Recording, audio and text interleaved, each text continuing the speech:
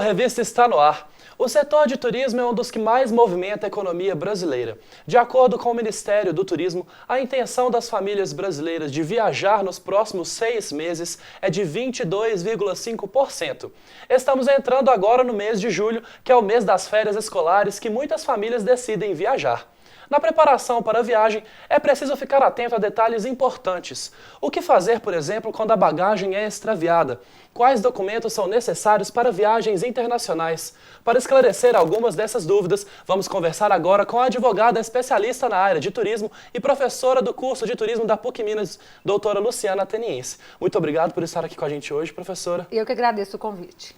Professora, explica pra gente, para uma viagem nacional ou internacional, quais que são os documentos necessários para fazer uma viagem desses? Então vamos lá. Viagem nacional. Você precisa levar sua identidade ou então sua carteira profissional para você viajar dentro do Brasil ou carteira de motorista e que a foto esteja recente, vamos dizer assim. E viagem internacional? Aí tem as cautelas necessárias. Você precisa do passaporte. Às vezes um país necessita de febre amarela. Então, e essa febre amarela é muito importante, porque você tem que ter essa consulta prévia. Mercosul pode não tem a necessidade de passaporte, mas você tem que apresentar a sua identidade e não carteira profissional. Tem muitas pessoas que tentam embarcar, vamos dizer, tem esse voo aí para Buenos Aires com uma carteira profissional, como a minha advogada, como a OAB, não consegue. Então, tem que ser a carteira de identidade. E a criança tem os requisitos também para viajar, né? Autorização dos pais e também dos adolescentes. Tem alguns requisitos que a gente temos que ficar atentos. Quais são esses requisitos, por exemplo, Luciana, no caso de uma viagem com criança ou com adolescente? Tem que ter uma autorização para levá-los tanto dentro quanto fora do Brasil? Vamos lá. Criança pode até 12 anos incompletos, de acordo com o Estatuto da Criança e Adolescente. Até 12 anos incompletos, você pode viajar com um dos pais, não precisa da autorização dos outros. Ou você pode viajar com o tio, com os avós, mas tem que demonstrar esse parentesco, né? Esse vínculo. Uma criança de 10 anos está viajando com um vizinho, vamos dizer assim. Neste caso, tem que ter autorização de um dos pais. No caso autorização por escrito mesmo? Isso, autorização por escrito, vai no juizado, no próprio site. Autenticado em cartório? Sim, é autenticado e vai no próprio site do juizado, tem este modelo. Adolescente de 12 anos, completa até de 18, não precisa de autorização dos pais dentro do território nacional. Entretanto, na viagem ao exterior nós temos cautela, porque tanto o adolescente como a criança devem ter autorização dos dois, independente da idade, ou seja, até completar 18 anos. Com certeza, Luciana. Agora explica pra gente, no caso de perda, dano ou furto de bagagem, como que uma pessoa pode proceder? Tanto dentro quanto fora do Brasil. Tá bom, nós temos que formalizar. Para formalizar, nós temos que começar no momento em que você está fechando a sua bagagem. Identifique o seu endereço, o seu nome, dentro e fora da bagagem. Coloque alguma fita para diferenciá-la, porque muitas vezes nós temos bagagens pretas, né? Malas pretas, então pra gente... Muito comum, né? Muito comum. Na hora, chegue com antecedência, verifique se a pessoa que recebeu a sua mala está etiquetando para o destino correto. Se você chegou num destino, seja no exterior ou aqui no Brasil, e sua mala não foi encontrada, a primeira coisa é buscar a companhia aérea. Você vai preencher um documento específico que chama RIB, Registro de Irregularidade de Bagagem. Isso é imprescindível para você se documentar. Algumas vezes as companhias retêm esse ticket da bagagem. Se for possível, fotografe e não deixe de preencher. A empresa ela tem um período para achar a sua mala, se não achar, temos que indenizar o passageiro. Em relação à bagagem, o extravio, temos que ter cautela, porque falam que, olha, eu tenho 21 dias para encontrar sua mala no exterior e 21 dias, desculpa, para encontrar a sua mala no exterior e 30 no Brasil. Entretanto, isso há uma divergência, porque hoje você viaja uma semana, 10 dias, e se sua mala não foi encontrada, mesmo nesse período, abaixo do tempo limitado para as companhias aéreas, guarde os recibos de todas as despesas para tentar um ressarcimento. E neste caso você vai ter direito não só ao prejuízo financeiro, em virtude de ter comprado roupas que não estava previsto, né, no seu orçamento para viagem, e principalmente danos morais. No caso, procurar se informar, né? Você tem que informar. Você tem que informar e formalizar. Você tem que se documentar. Não, eu liguei, xinguei. Ligar e xingar não adianta não. É enviar e-mail, se for o caso, faz um boletim de ocorrência, para se formalizar. Com certeza, Luciana. Agora explica pra gente, no caso de furto de documentos, como fazer? Vamos lá. Se for no Brasil, você faz um BO. Você faz, né, um boletim de ocorrência para ter esse documento que nós estamos falando para registrar. No exterior também, faça um BO e procure a Embaixada do Consulado do Brasil. Uma dica, se você está viajando para o exterior, leve o número, o telefone da embaixada ou do consulado. Outra coisa, anote o número do seu cartão de crédito, porque às vezes estava dentro do cartão, você estava o seu cartão de crédito dentro da carteira e você nem sabe qual que é o número do cartão. Então essas pequenas diligências podem te ajudar. E fazer diferença, né? Faz a diferença, né? Porque viagem, todo mundo quer viajar, mas infelizmente podemos contar aí com algum imprevisto. Com certeza. Agora explica pra gente, Luciana, no caso de um voo que atrasou ou foi cancelado, como proceder? Quais são os direitos de alguém que que comprou esse voo, né? Vamos lá, vamos pensar no Brasil, nós temos uma resolução 141 da ANAC que fala o seguinte: em caso de atraso, cancelamento dessas situações, a empresa tem que te fornecer um documento, isso é muito importante, porque ela tem que te disponibilizar um documento que comprova o porquê do atraso. Agora, ela só te fornece se você pedir.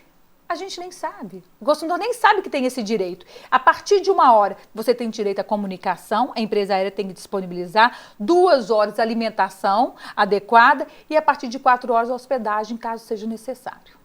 Agora, tem muita coisa que o consumidor não sabe, né, Luciana? Como você mesmo falava agora. Por exemplo, se alguém trouxer uma bagagem de mão com alguns conteúdos que não era autorizado trazer, o que pode e o que não pode levar numa bagagem de mão? Então, vamos ver, né, produtos cortantes, líquido acima de 120, isso para viagem internacional, 120 mililitros. E outra coisa, dinheiro, joias, produtos eletrônicos, isso é recomendado que coloque na bagagem de mão. Agora, o que acontece também, principalmente em voo internacional, quando tem conexão, às vezes o avião está lotado, quando você está entrando no avião, ali parado naquele finger, aquele cano, vamos dizer assim, às vezes a companhia aérea fala, ó, essa bagagem de mão tá grande, então retém aquela bagagem para despachar. E muitas vezes que era aquela bagagem de mão, ela é extraviada pela companhia aérea. Então acontece isso também. Temos que ter cautela. Então são muitas coisas que tem que prestar atenção, né, Luciana? Prestar atenção e, assim, buscar sempre se documentar, porque pode acontecer. Como você falou, a questão do furto. O furto acontece também demais. O que é isso? Você recebe a mala, às vezes no momento que você recebe, você não tem a concepção de saber se tem todos os objetos lá. E às vezes, só quando você chega em casa, você depara que alguns objetos estavam faltando. Infelizmente, só aqueles objetos de valor, sabe assim, aquele casaco novo, aquele tênis, aquele óculos de marca, ou mesmo o notebook desaparece e a caixa está vazia. Não me fale como que eles furtaram e qual o tempo, isso eu não sei te dizer. Mas neste caso, aí você liga para a companhia e ela fala assim, ó, você tinha que ter reclamado quando você estava no aeroporto, mas você nem ia supor que aquela mala, ela poderia ser violada. Neste caso, além de ligar, formalize junto à companhia aérea, faça um boletim de ocorrência e hoje a Justiça está concedendo, desde que devidamente comprovada a veracidade, a verdade dos fatos, o ressarcimento daqueles objetos que foram furtados e também danos morais. Para o consumidor ficar mais seguro, né, Luciana? Ficar mais seguro. Tem que ter essas cautelas. Agora, para a gente finalizar, caso um passageiro reserve uma passagem de hotel, né, uma estada no hotel, ele chega lá e essa reserva não está mais constando no sistema. Como que ele pode proceder? Primeiro, nós temos que ver nesse ato da contratação. O hotel tem que disponibilizar um documento que comprove essa reserva. Então, já leve esse documento. Aí o hotel ele tem que disponibilizar, se não conseguir no estabelecimento dele, um outro na mesma categoria do que foi contratado. Muito obrigado, então, Luciana. Acho que agora o pessoal está preparado para viajar, né? Isso mesmo, preparado, ciente dos seus direitos e deveres. É isso que nós desejamos a todos os turistas. Obrigado por participar com a gente no Revista. Obrigada pelo convite. A acessibilidade é um atributo importante para garantir a qualidade de vida das pessoas. Ela deve estar presente nos espaços, no meio físico, no transporte, na informação, na comunicação e em diversos outros serviços abertos ao público. Mas quais são as dificuldades que os deficientes encontram no dia a dia? E como será que as instituições agem para defender os direitos deles? Você vai conferir agora na reportagem de Maria Helena Bandeira. O termo acessibilidade trata de incluir os diversos tipos de deficientes em serviços, ambientes, utilização de produtos e mercado. Apesar do termo ser muito utilizado, o preconceito ainda existe. Já sofri, até para pegar um táxi não era fácil, às vezes a pessoa passava direto, o próprio ônibus, lotação também, não queria parar no ponto de ônibus para a gente, entendeu? Hoje, com as conquistas, né, com os resultados, entendeu? Hoje tem táxi acessível, adaptados, né, com elevador, os ônibus têm elevadores também, mas diversas vezes eu sofri preconceito, entendeu? Em vários lugares. Uma vez aconteceu, eu estava indo para a escola aqui na Francisco Salles e eu esbarrei num casal de namorado, né? Aí a moça foi e xingou. Não sei para que cego sai de casa. Se sai, devia sair acompanhado. E as histórias não param por aí. Às vezes, as perguntas são bem indiscretas. Quem que te arruma para você vir trabalhar? Quem penteia seu cabelo? Quem não sei? Eu falei, eu mesma. Eu mesma me arrumo. Alguns avanços, como ônibus com elevador, já foram conquistados. Porém, a acessibilidade em Belo Horizonte ainda precisa melhorar. O piso tátil tem a função de guiar o deficiente visual pelas calçadas. O problema é que, como se pode ver nessa rua, de repente ele acaba. E o deficiente fica apenas com as irregularidades encontradas no caminho. É rampa, é degrau, sabe? Orelhão, né? Esse telefone na parede, tem aquele degrau mais alto. Aquilo ali a gente tem que vir com muita atenção, porque senão a gente acaba caindo daquele degrau, né? E também, assim, cadeira, mesa do lado de fora de barzinho, de lanchonete, mangueira, né, exposta assim no chão, moto em cima da calçada. Andréia se tornou deficiente física aos 15 anos de idade, por causa de um acidente com arma de fogo. Hoje ela é presidente da Associação Mais Acessível, e afirma que foi a própria deficiência que a incentivou na luta pela acessibilidade. Eu acho que a gente só conhece, só percebe a dificuldade quando a gente convive com ela, né? Seja gente deficiente ou parente de algum deficiente ou alguém que tenha alguma limitação, a gente só começa a reivindicar ou acordar para as coisas mais difíceis quando a gente realmente convive com elas. Mesmo com todas as dificuldades encontradas, a luta continua. E nem mesmo o preconceito inibe a conquista dos direitos. Todos nós sofremos, né? Por ser deficiente, por sermos negros, por sermos bonitos, por sermos feios, né? Por sermos obesos, por sermos magros. Todos nós já sofremos algum tipo de preconceito. Mas isso nunca me inibiu de estar, ou de ir, ou de fazer alguma coisa que eu queira fazer. Nós vamos para um rápido intervalo. No próximo bloco, você vai conferir uma reportagem sobre as festas julinas, que seguem esquentando o inverno em Belo Horizonte. Não saia daí, até já!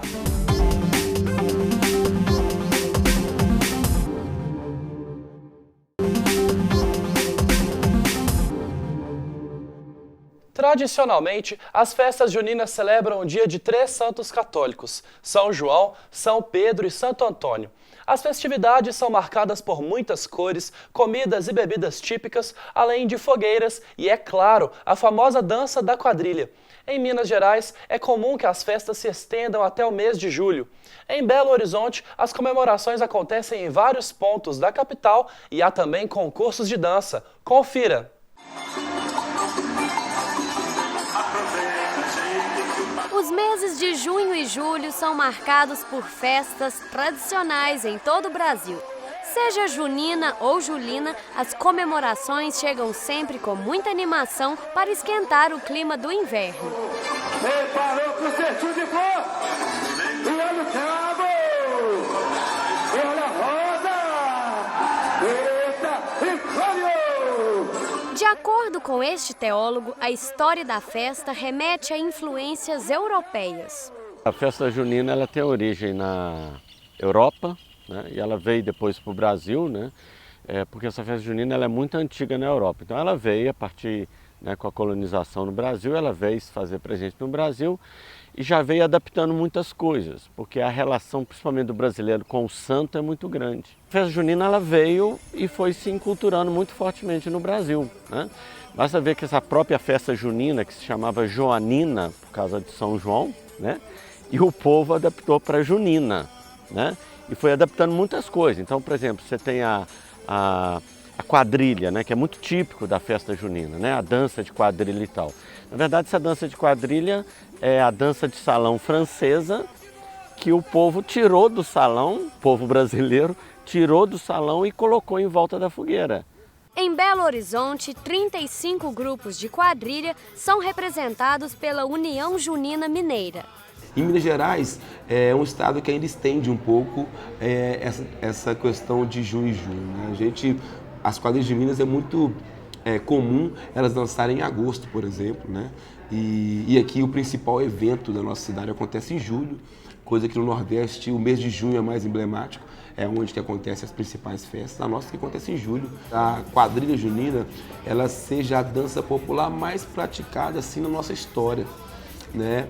Quando eu digo isso, eu digo assim, é muito difícil você ouvir uma pessoa que nunca dançou uma quadrilha numa escola, né? Na época da sua infância, da sua adolescência. E além dessas quadrilhas de escola, que são quem sustentam essa cultura, existem também as quadrilhas que já são mais organizadas, que são as atuantes no Arraial de Belô. Como eu disse, é um evento realizado pela Prefeitura, através da Belotur, em parceria com a União Junina Mineira. O Grupo Mineiro São Mateus existe há mais de uma década e resgata a tradição da festa junina no Brasil. Para Alexis Alves, o coordenador do grupo, não se trata apenas de ensaiar uma coreografia. A quadrilha representa um trabalho rico em pesquisa cultural. A importância de valorização da cultura, ela implica na ideia de se valorizar uma herança que foi deixada pelos nossos antepassados, né? Essa é a verdadeira essência da valorização da cultura. É você valorizar esse legado que foi deixado pelos antepassados e fazer com que esse legado transpasse o nosso tempo e seja herdado por futuros dançarinos ou até para o público de uma forma geral.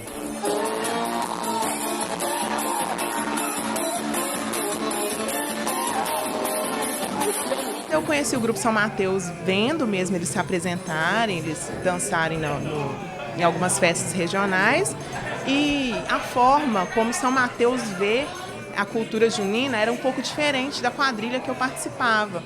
A quadrilha era mais pela questão da dança mesmo e a disputa. E já o São Mateus, ele tem essa visão de um resgate da cultura junina mineira dentro da nossa região. Mesmo com todas as tarefas do meu dia a dia, do cotidiano, eu ainda consigo incluir a dança junina, a quadrilha no meu dia a dia. A cultura que é a tradição do interior do estado, né? No caso de Minas Gerais, a gente pega bem aquela parte a tradicional, a parte da cultura, onde que é da raiz mesmo, né? Através das músicas, os passos, a vestimenta também, ela envolve muito, a forma da fala, né? O diálogo das pessoas. E sem falar também, né? Que automaticamente ele vem passando os tempos das famílias, né?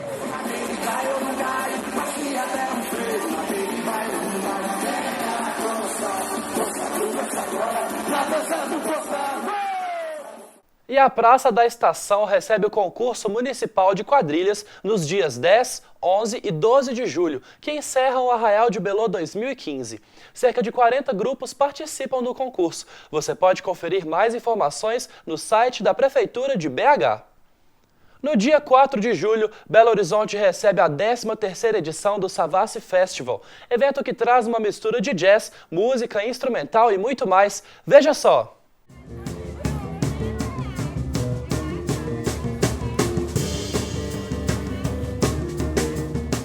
Desde 2003, as ruas da Savassi se enchem de jazz e música instrumental com o Savassi Festival.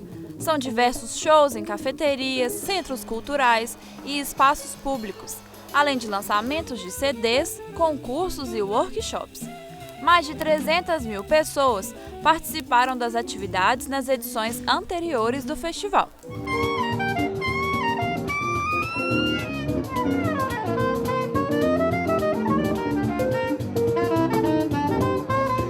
Desde 2013, a cidade de Nova York, nos Estados Unidos, também recebe o evento.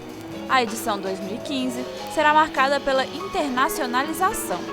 Além do intercâmbio com artistas dinamarqueses e das edições fora do país, o público vai conhecer os frutos dessas parcerias.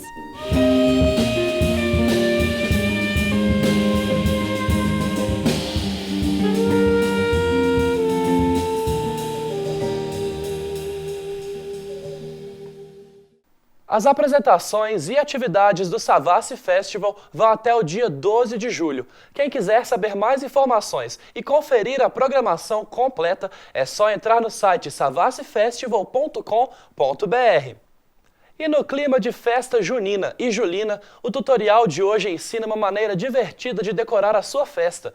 Vamos aprender a fazer uma caixinha para colocar cachorro-quente e salgados e ter uma festa colorida.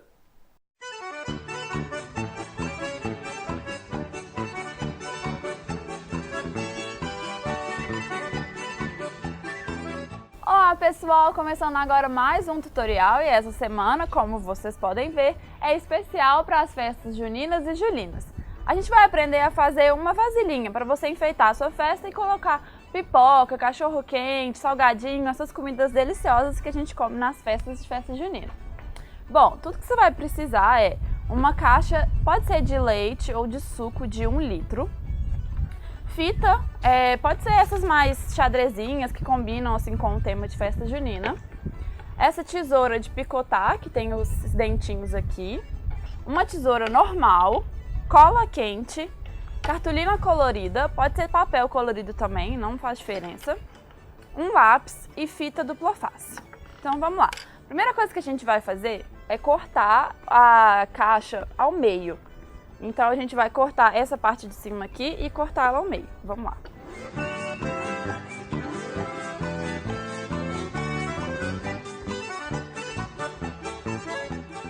Então, agora que a gente cortou na metade, eu vou pegar a cola quente e colar essa partezinha que ficou pra fora aqui dentro.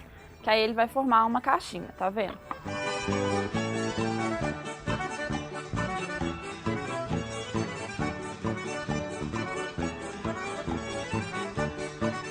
Então, agora que a gente colou, ela tá formando um formato de caixinha, né?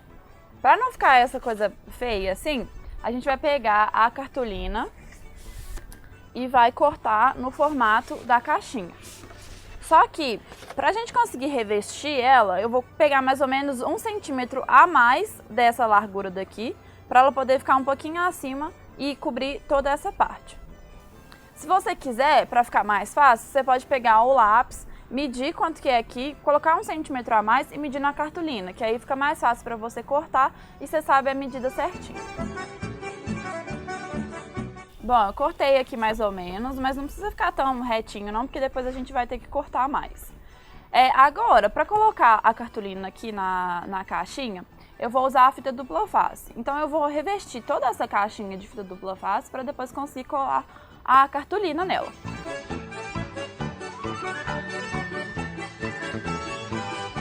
Bom, então ela já está toda revestida, né, da dupla face. Agora eu vou colocar aquela bem no centro aqui do meu papel, para eu poder colar o papel.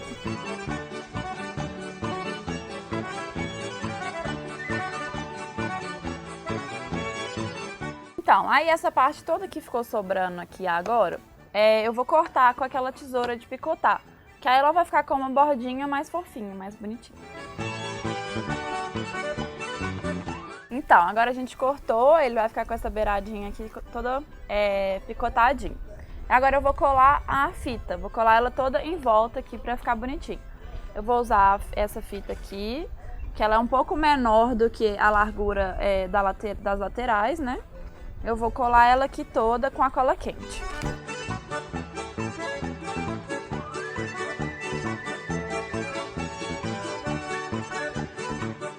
Então, gente, a caixinha tá pronta. Agora eu cortei aqui umas bandeirinhas pra dar uma decorada, mas você decora do jeito que você quiser, lacinho, bandeirinha, tinta colorida, do jeito que você quiser. E é bom também colocar um guardanapo aqui dentro, de preferência um guardanapo colorido pra festa ficar muito mais colorida. Bom, vou colar minhas bandeirinhas aqui.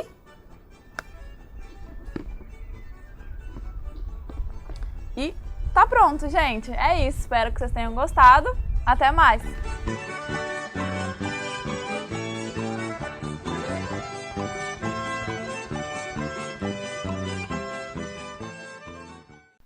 O programa de hoje fica por aqui, mas a gente conta com a sua participação.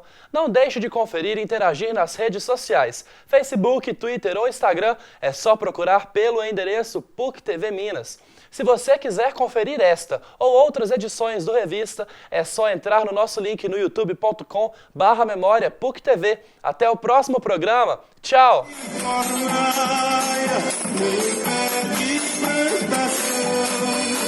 Marca